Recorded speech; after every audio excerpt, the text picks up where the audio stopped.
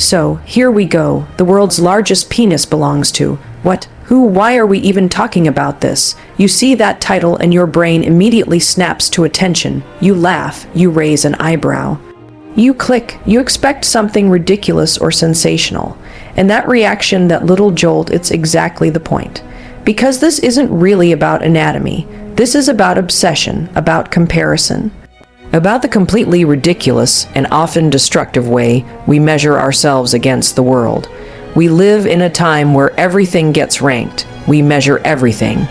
Size, speed, followers, net worth, beauty, weight, engagement, abs, influence, square footage, number of countries visited, number of people slept with, how early you wake up, how many side hustles you have, how many zeros in your paycheck, how many likes you got. Hell, we even rank sleep quality, and when we see someone with more anything, our brains automatically go, I'm not enough, I'm behind, I'm small, I've got to catch up, or worse, I'll never measure up. And that's exactly why I titled this talk what I did, because it's funny, sure, but it's also absurd, and it's a metaphor for the nonsense we internalize every single day. Let's get real here. You think the person with the biggest penis or the biggest anything is the happiest person alive. You think they walk around glowing with unshakable self-worth. No, because confidence doesn't come from what you have. It comes from who you decide to be. It comes from what you do every day when nobody's clapping for you. It comes from how you talk to yourself, how you show up for yourself, how you keep promises to yourself. And let me say something you already know but maybe haven't accepted. No amount of external stuff, no matter how large or flashy or impressive it looks, will ever fill that gaping void inside you if you don't deal with your mindset first. If you think having more will make you feel like you're finally enough, I've got news for you. It won't. That feeling of enoughness, that comes from within. It comes from knowing that you matter as you are before you hit the goal, before you prove anything, before you get permission or validation. And look, I'm not here to shame you for wanting more. Ambition is beautiful. Striving is powerful, but when you're chasing things to prove your worth instead of expressing your worth, you'll never stop running. It's a treadmill with no finish line. You've been taught to rank yourself, to measure everything. You've been taught that bigger is better, that louder wins, that faster means you're worth something. You've been programmed to believe that you're not valuable until you hit some arbitrary standard, that someone somewhere with more is somehow better than you, that someone with the world's largest something automatically deserves more respect, more admiration, more love. But let me tell you something real, something that cuts through all that noise. The world doesn't need you to be bigger. It needs you to be braver. The world needs you to stop hiding, stop waiting, stop comparing, and start owning your damn life. You don't need the world's largest anything to be powerful. You need presence. You need courage. You need to give yourself permission to take up space as you are. Not when you make it. And not when you lose 20 pounds or add 20K followers. Now, the person with the biggest thing, whatever that thing is, they don't get to define your worth. You do. Your value isn't something that can be measured on a ruler or in your bank account or in your analytics dashboard. It's in how you live. It's in how you treat people. It's in how you show up when it's hard. It's in your integrity, your energy, your willingness to stand tall when you want to shrink. It's in your choices, the small, quiet ones that nobody sees. You want to feel powerful. You want to feel enough. Then stop looking outward and start building inward. Confidence is not a personality trait, it's a skill, and you build it through action. You build it by doing the thing you said you'd do. You build it by showing up for yourself when no one else is watching. You build it every time you stop scrolling and start creating. Every time you choose courage over comfort. Every time you get back up after failing. The truth is, most of the things we think matter don't. They're distractions, they're ego traps. The real flex, the real biggest thing, it's not in your pants, it's in your mindset, your habits, your resilience. It's in your decision to finally stop comparing yourself to people you don't even know and start living a life that actually feels good to you. Because who cares who the world's largest penis belongs to? What matters is, who does your life belong to? Does it belong to your fears, your doubts, your inner critic, or does it belong to you? So stop measuring, start moving, and remember this. It's not about how big anything is. It's about how bold you're willing to be with what you already have. Let's go. We live in a world that thrives on comparison. From the moment we wake up, we are bombarded with images, data, and messages telling us where we stand relative to everyone else. We check our phones and see other people's highlight reels, someone's vacation, someone else's promotion, another person's perfect relationship, their body, their car, their house, their kids. And before we even brush our teeth, we've already measured ourselves and found a reason to feel behind. This isn't just a modern problem, it's a human one, but the world we live in today, where every aspect of life can be filtered, ranked, and liked, has made the habit of comparison feel almost automatic. We don't even realize we're doing it. It feels like a reflex, not a decision. Comparison is seductive because it seems like it gives us useful information. It seems like it's helping us see how we measure up. But what it actually does is quietly erode our sense of self-worth. It's never a fair fight. When we compare, we're usually looking at someone else's best moment and weighing it against our own worst doubts. We're seeing the polished, curated, edited version of another life and putting it side by side with our messy, real, unfiltered reality. That's not a comparison. It's a setup for self-sabotage. The damage goes deeper than just feeling bad. Constant comparison puts you in a state of emotional distraction. It pulls your attention away from what actually matters, your goals, your growth, your progress. Instead of focusing on your next step, you start obsessing over someone else's journey. Instead of trusting your pace, you start resenting your timeline. You start making decisions based on envy or fear instead of intention. You lose track of your own values and chase things that don't even matter to you just because someone else has them. Even worse, comparison distorts your perception of what's possible. If you believe that someone else's success means you're behind, you'll start to operate from a mindset of scarcity.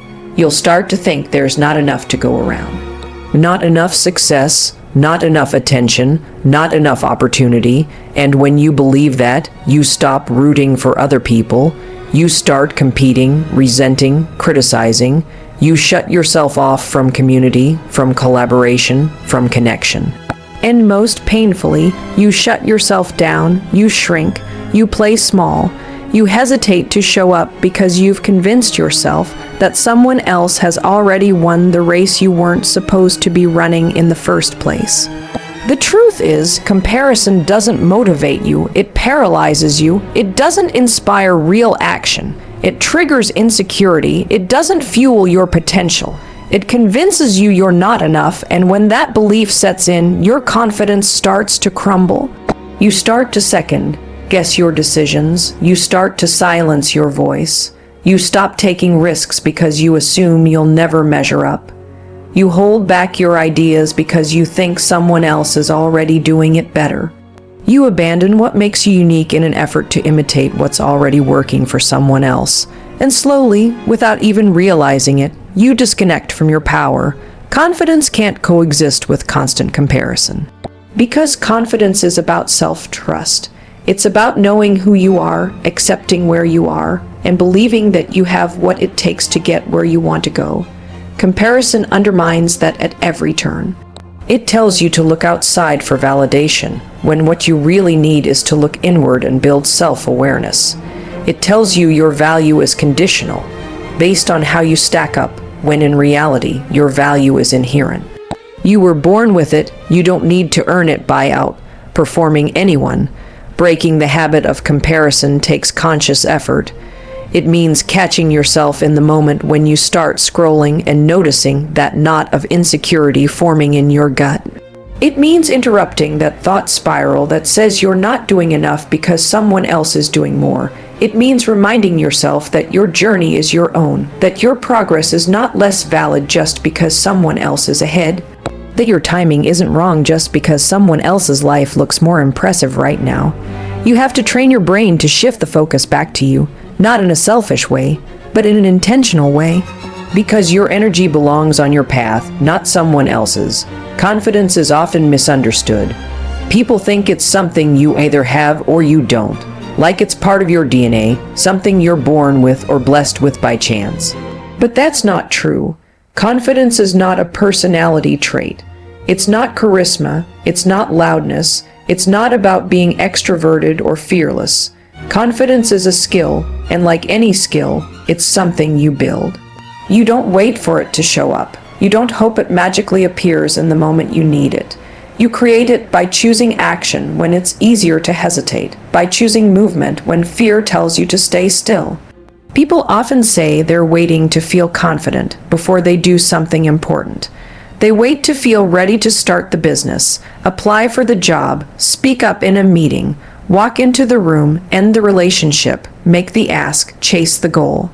But what they don't realize is that action comes first, confidence follows. It's backwards from how most people think it works. You don't take action because you're confident. You become confident because you took action.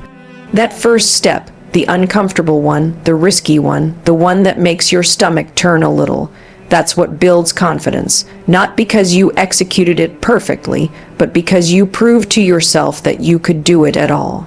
It's not about grand gestures or huge wins. It's the tiny decisions you make every day, the micro moments where you decide to show up even if your voice shakes, the times you send the email even though your inner critic told you no one would care, the days you go to the gym even though you didn't feel like it, the minutes you sit down to write even when your brain says it won't be any good. Those choices build confidence. They create a track record in your brain. Evidence that you can rely on yourself. And the more often you choose action, the more trust you build with yourself. Confidence is self-trust. It's not about being perfect or fearless. It's about knowing that you can handle what comes next, because you've shown yourself that you'll show up for yourself no matter what. This is why you can't outsource confidence. It doesn't come from compliments or praise or likes on your post. It doesn't come from someone else telling you you're good enough. That might feel good in the moment, but it doesn't stick. Because deep down, you know when you're avoiding the work. You know when you're playing small. You know when you're hiding. And no amount of external approval can override that internal knowing. If you want real, lasting confidence, the kind that doesn't crumble under pressure, it has to come from doing the things that scare you, the things that stretch you, the things that force you to grow. Avoidance is the enemy of confidence. The more you avoid the things that challenge you, the more you reinforce the belief that you can't handle them. Your brain learns through repetition. Every time you back down from an opportunity to step up, you teach yourself that you're not capable, that the discomfort is too big for you. That fear is a stop sign, but when you push through even a little, you teach yourself the opposite. You teach yourself that you can feel the fear and do it anyway. That courage doesn't mean being unafraid. It means taking action while you're afraid, and every time you do that, your confidence grows a little stronger. Not because the fear goes away, but because your capacity to face it gets bigger. It's also important to understand that confidence doesn't look like the absence of doubt. You can have self-doubt and still act. You can have insecurities and still lead. You can feel unprepared and still perform. Confidence doesn't mean never questioning yourself. It means not letting those questions control your decisions. It means not waiting to feel perfect before you start. It means starting messy, starting scared, starting before you think you're ready. Because that's what confidence actually is. A willingness to begin without the guarantee of success. Waiting for confidence to magically appear before you act is a trap. You'll wait forever. The real shift happens when you stop asking how to feel confident and start asking what you can do to build confidence. What action can you take today, no matter how small, that proves to you that you're capable? What discomfort are you willing to step into so that your brain starts to associate movement with growth instead of danger? What would happen if you trusted yourself enough to just try, without needing to know how it all turns out? Confidence grows when you prove to yourself, through your own behavior, that you can rely on you. It doesn't grow in your head, it grows in motion. We're taught from an early age to seek proof that we matter. We're conditioned to believe that our worth is something we have to earn, something we have to chase, something that depends on what we achieve, what we look like, or how other people see us. We grow up attaching our value to external markers: grades, trophies, compliments, promotions, relationships, income.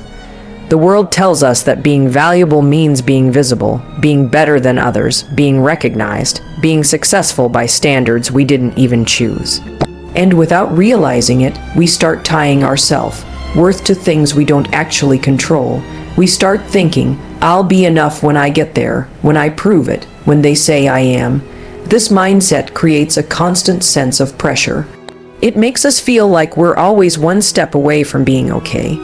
We keep moving the goalpost. We get the job, but it's not the dream job. We hit the milestone, but it doesn't feel like we thought it would. We achieve something, but it's not enough because someone else has done more. It becomes a cycle of achievement and emptiness, of progress and dissatisfaction. And no matter how much we do, we still question if we're doing enough, being enough, becoming enough. That's because we've outsourced our worth to something outside ourselves, and anything outside ourselves can be taken away. Your worth isn't measured by external metrics. It doesn't live in your job title, your bank account, your body, your relationship status, or your follower count. Those things can reflect parts of your life, but they are not reflections of your value as a human being. You are not your resume. You are not your productivity. You are not your image. You are not your past, your performance, or your popularity. Those things change. They rise and fall. They grow and shrink. They can be influenced by 100 variables that have nothing to do with your effort or your intention. And when you tie your worth to something unstable, you make yourself worth just as fragile. When you believe you're only valuable when you're succeeding, you become afraid to fail. You avoid risks. You second guess yourself. You hesitate to try new things because the stakes feel too high. If your value is on the line, failure feels like a personal collapse. It's not just that didn't work, it becomes I'm not good enough. But when you understand that your value is not conditional, that it doesn't spike when you succeed or disappear when you fail, you start showing up differently. You make bolder choices, you speak more freely, you create without overthinking, you let go of perfectionism because your identity isn't tied to the outcome. You become more grounded, more present, more alive. This shift doesn't happen overnight. It's a practice. It requires unlearning years of cultural noise that told you to tie yourself worth to things you could win, earn, or prove. It requires noticing how often you look to other people's approval before you trust your own instincts. It means catching yourself when you downplay your value just because something didn't go the way you hoped. It means choosing, again and again, to anchor your worth in something deeper, something unshakable, something that doesn't move just because circumstances do. It's also important to understand that knowing your worth doesn't mean you stop growing. It doesn't mean you stop striving or working toward your goals. It means that your motivation shifts. You stop acting from a place of desperation or lack. You start acting from a place of enoughness. You still want to grow, but not because you think you're broken. You want to learn, but not because you think you're behind. You want to succeed, but not because you think it will finally prove you're valuable. You already know that, and that knowledge gives you freedom. It frees you from the emotional roller coaster of trying to be enough through things that were never meant to define you. When you root your worth in who you are, not what you have or what you've done, you become more stable. You stop giving away your power every time someone else gets praised or promoted. You stop feeling like your identity is under threat just because someone else is winning. You become more resilient, more centered. You're able to bounce back more quickly from rejection or criticism because it no longer feels like a verdict on your worth as a person. It's just feedback. It's just part of the process, and you keep going. Not to earn value, but to express the value that's already there.